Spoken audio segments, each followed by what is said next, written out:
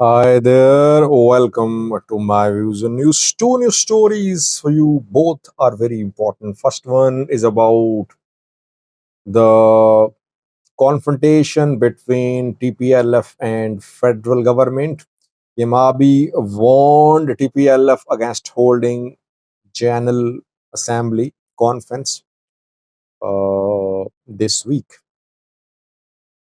TPLF then witnessed internal divisions about the holding of this Congress. Now, another strong message delivered to Debretsion Gebremichael Tegara as president. Could he be arrested? Could he be prosecuted if he holds a party Congress? Is this what he was told in Addis Ababa? Secondly, Eritrea has expelled Sudanese ambassador. 2 days ago, I talked about that. I told you that I was working on this story. One Sudanese news source had reported about this expulsion, but we are confirming. Now, several sources are reporting that. What is the reason? Why did Eritrea expel Sudanese ambassador? Is it because of growing closeness between Ethiopia and Al Burhan? What is the reason? Let's start with the first news story is about confrontation between the Tigray People's Liberation Front and Ethiopian federal government.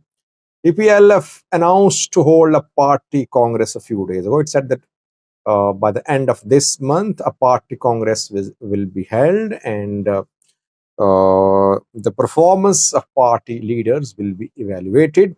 Decisions will be made, but PMRB then publicly threatened TPLF. He said that if Congress is held, it could lead to, if TPLF holds Congress, it could lead to resumption of armed hostilities between TPLF and federal government. He said this when he was meeting with leaders of political parties in Saluta, I think. And after that, we saw that internally, people started opposing the holding of conference, party congress. Uh, Party Central Control Commission distanced itself from the holding of Congress. Tigray Development Association chairman, specify his name, who was deputy chairman of organizing committee to hold the Congress, also resigned. From Southern Tigray, the party representatives voiced opposition against the party Congress. They said their first priority is the return of IDPs. And at this crucial time when IDPs are returning to Salamti and Raya, this issue of holding of party Congress should not be raised by the TPLF. Now, another development is that reportedly, Imabi, when he uh, threatened TPLF 3 days ago, he said that TPLF should contact NEBE, National Election Board of Ethiopia. It should meet the requirements of NEBE. Debretsion Gebremichael, TPLF's chairman, has held some meetings in Addis Ababa with NEBE, Election Board of Ethiopia, reportedly. TPLF wants, everyone knows, restoration of its status. NEBE has been asking TPLF to register as a new political party. Reportedly, NEBE openly threatened Debretsion Gebremichael. NEBE said that if you hold a party congress without approval from NEBE, without registration as a political party, you will be prosecuted. You could be arrested. Criminal charges will be filed against you. It's up to you. This is what happened at the meeting between NEBE and Debretsion report. What did Nebe say about TPLF's request for restoration of status? Nebe said it would consider this request. It would talk to other organs too, organ of the state too. It would take the law into consideration as well, and then it will make a decision. But it won't. That you cannot hold. It said you cannot hold. TPLF cannot hold any party congress now, because now it is not registered as a political party. Its status is not that of a political. So it's a very difficult decision for TPLF to hold a party congress now.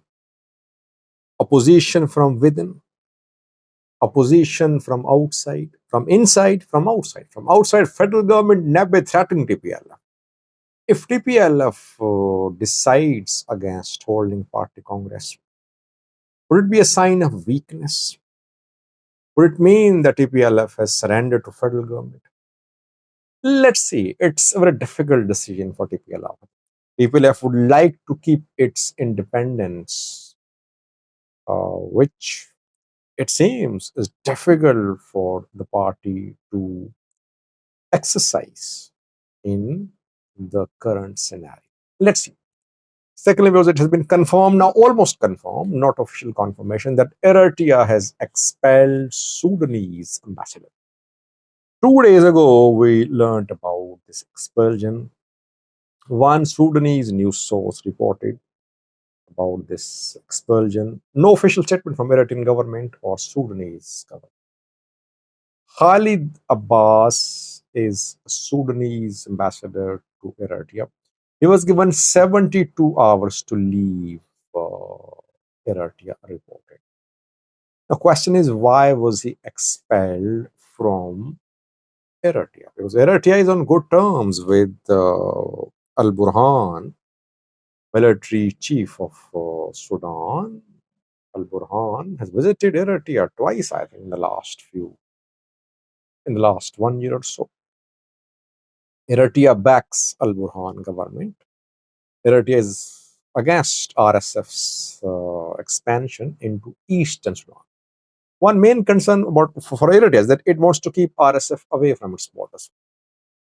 For decades, Eritrea has held influence in eastern Sudan, which is border with Eritrea, and some tribes live on both sides of the border, Sudan-Eritrea border. So they have connections. That is why Eritrea has influence in eastern Sudan, like Bija tribe, other tribes too. Interestingly, the decision to expel Sudanese ambassador came at a time when Bija High Council chairman was visiting Eritrea. Al Nazar Al Amin, Al Nazar Muhammad Amin is his name. Al Nazar Muhammad Amin Turk is his name. He's chairman of Bija High Council. Reportedly, he talked to Isas Afwerki about the activities of Khalid Abbas. And after that, Eritrean president decided to expel Sudanese ambassador. This man, Muhammad Nazir, Al Nazir, is very close to Eritrean intelligence agents, Eritrean president. You can say that he is Eritrean asset in Sudan, in eastern Sudan. Eritrea is training Sudanese groups, by the way. 4 Sudanese groups are being trained militarily in Eritrea. It's being, everyone knows about that, by the way. A few days ago, another Bija tribe elder issued a statement. His name is,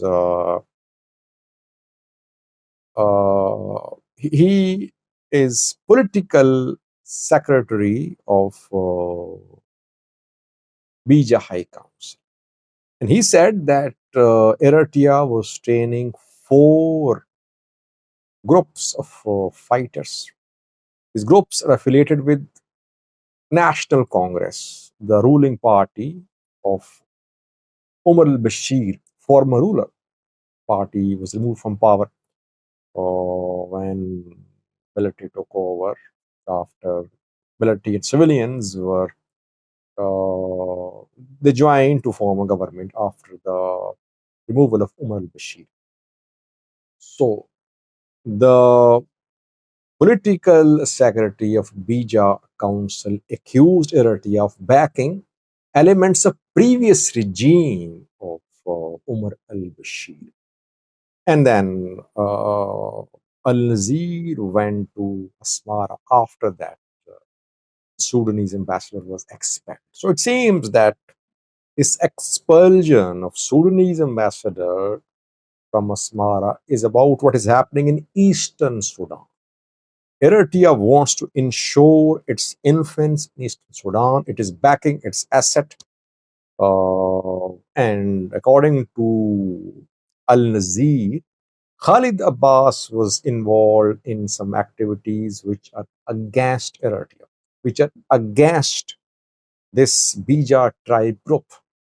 That is why Eritrea took this action. No statement from Al Burhan government so far, by the way. No condemnation, no criticism of Eritrea by Al Burhan. Let's see, will Al Burhan government react or will Eritrea review its decision? That remains to be seen. Thank you for watching.